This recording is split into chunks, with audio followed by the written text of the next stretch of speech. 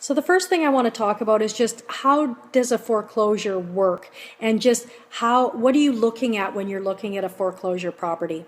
So the first thing is that has to happen, I guess it's pretty obvious, but the borrower has to default on their payments. So they quit paying. Now, if a property ends up on the market, usually what's happened is a redemption period has gone by. In other words, they haven't paid their payments for, probably 6 months. Usually a redemption period is 6 months. People haven't paid their mortgage, they haven't brought it up to date, and that's it. The bank has gone in front of a judge, they've received a court order in order to sell it, and that's what they intend to do. And try to get as much money as they can out of the property after legal fees, realtor fees, etc. So in many cases, especially here in the Okanagan, after the past number of years where the housing market's been hit very hard, the banks are losing a considerable amount, and that's why you'll see all the lending regulations have really tightened up.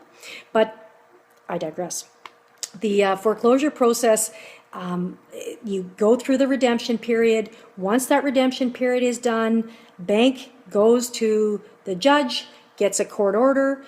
The borrower is given a certain period of time to bring their payments up to date, and once it hits the market, that means they have been unable to do so. And the bank then goes out and finds a realtor. Usually they have a list of approved realtors, and the realtor gives them a recommendation on list price, as does 1 or 2 appraisals. And so that justifies their list price.